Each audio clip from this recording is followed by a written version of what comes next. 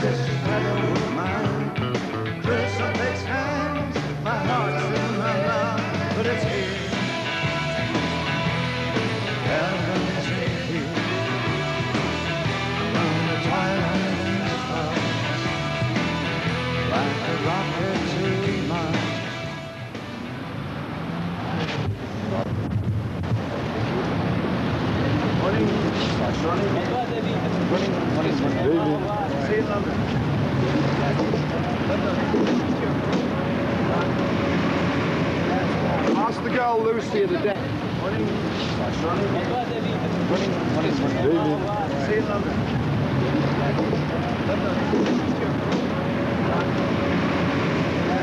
Ask the girl Lucy at the desk.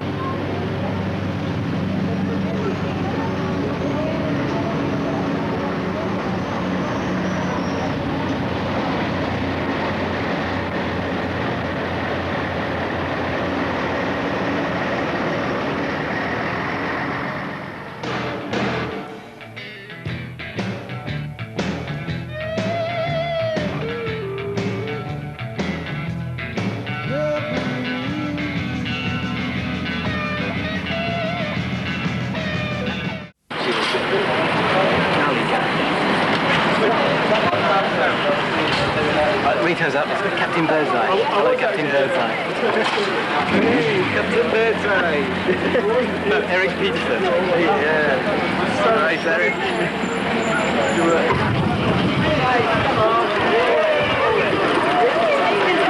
Excuse me.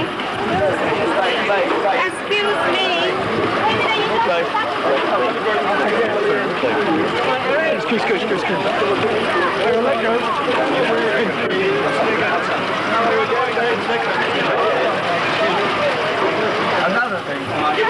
Move over to the side, please. Move over to the side. What's my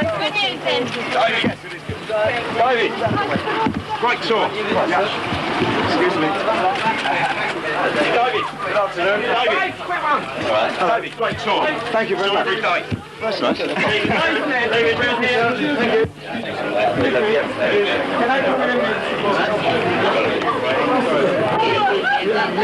Mike, I come back in the morning.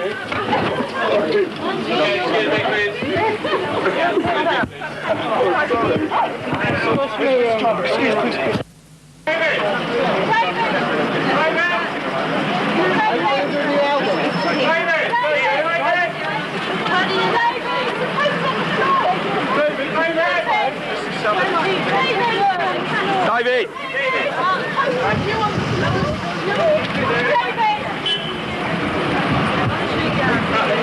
David!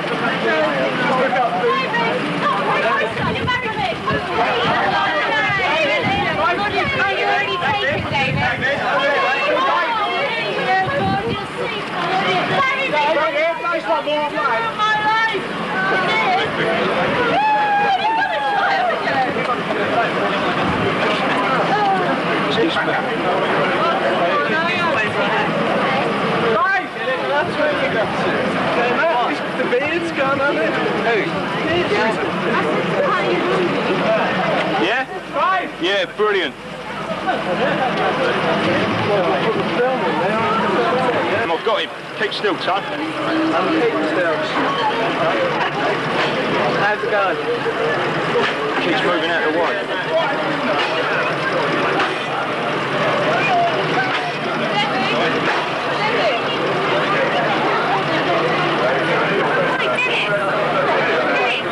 Where is he?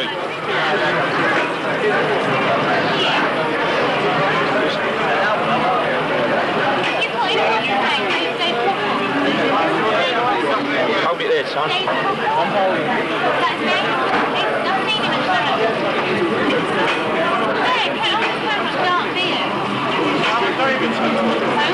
Yeah, who's he working for? How did he get in?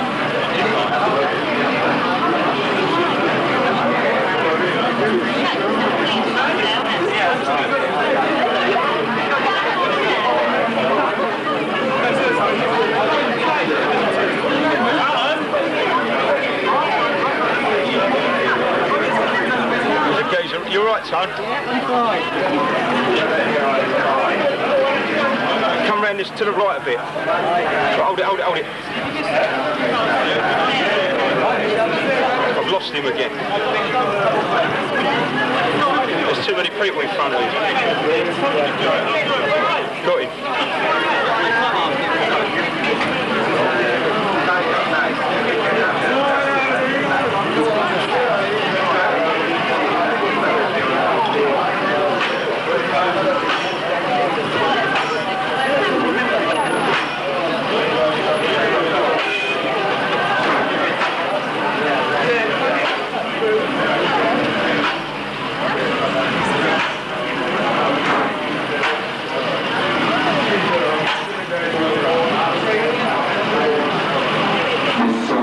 Would you please come to reception?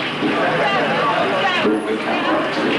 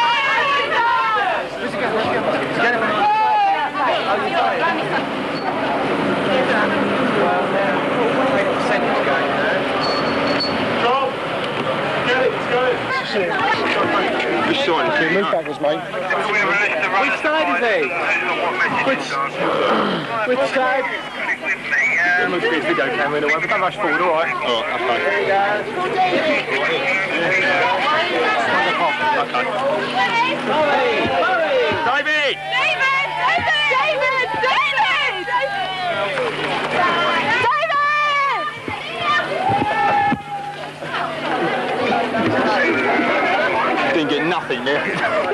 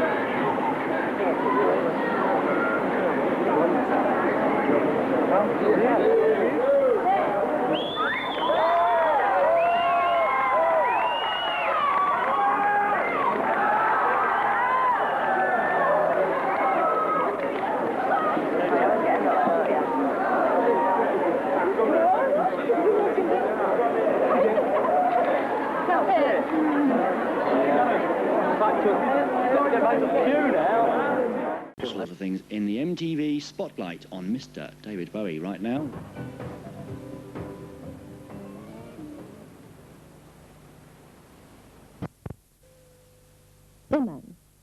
Yes, and they're rumours. I've not proposed to Iman. We're not getting married at the moment. Thank you very much. Tin Machine are currently rehearsing in Dublin for their upcoming tour of Europe. Their album, Tin Machine 2, will be released on September the 2nd, but the album cover to be used in America will be different from the one in Europe. The story is that American retailers had problems with the cover. For those of you that don't know, and I'm sure MTV aren't queasy in any way like this, I'm sure they show the album cover, is that it's a painting of a 5th century BC statue of Kouros, Greek. A Greek portrayal of man as opposed to a god. So it's one of the first rendered statues of a man walking, and he also represents intuition. It's very straightforward. It's very well known. It's in the majority of art museums throughout the world have a copy of it. In fact, there's one in the Getty Museum in LA that has just been found to be a fake. So it's quite a topical statue. It's just a statue, okay? The American album will now have the same cover, but without the genitals of the 4 men showing, which according to the band makes it look corrupt, which it never did on the original cover. Why the American classic figures is explained by Tin Machine guitarist Reeves Gabrels. The unfortunate thing is in America you've got a culture that has, instead of in town squares like you have in Europe, you've got statues of naked figures representing art and beauty and all that. In America, we have military men on horsebacks with swords and uniforms, no naked statues, you know. And there's the horses. There's the horses, probably not well rendered. That's just a difference. It's a difference in perception. You've got a society where the only place they see naked people are in magazines they have to buy in the store and take home and hide in their sock drawers. Tin Machine are currently rehearsing in the Factory in Dublin for their upcoming tour. I'll leave you with the band playing a song by Brian Ferry, which is on their new album. It's called If There Is Something. Bye.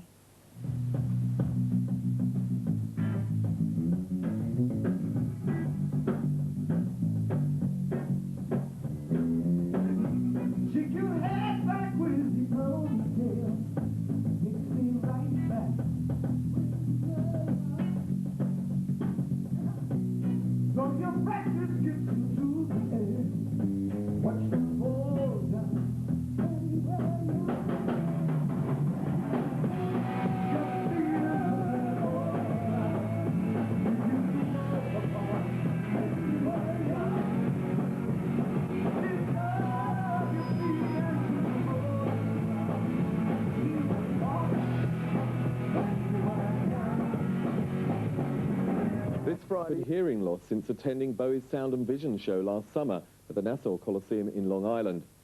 The fan, 36-year-old Charles Walker, says he has a condition called tinnitus, which gives him a constant high-pitched ringing in the ears, which also afflicts Pete Townsend from The Who and Metallica's James Hetfield.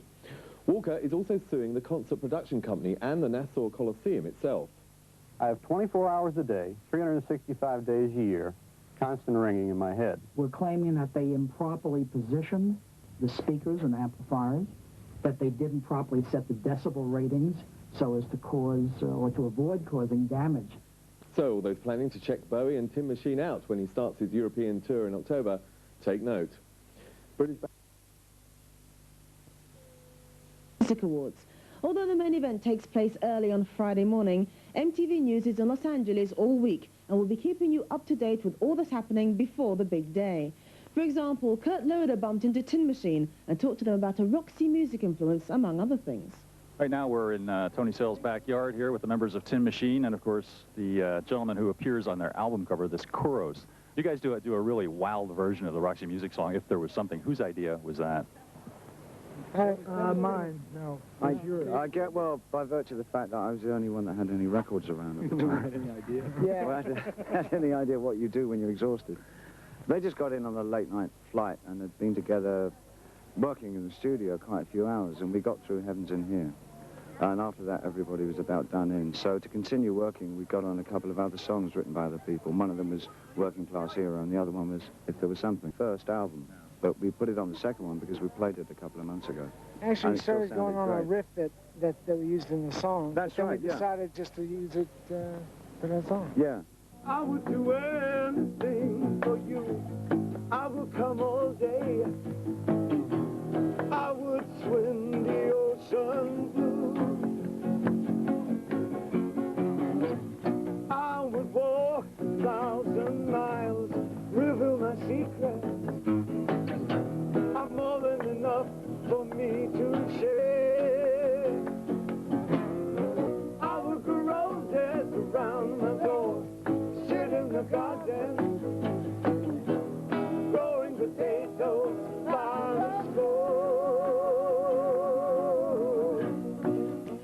Machine. We'll have a full news roundup direct from Los Angeles in tonight's News at Night as MTV and the stars prepare for this year's Video Music Awards.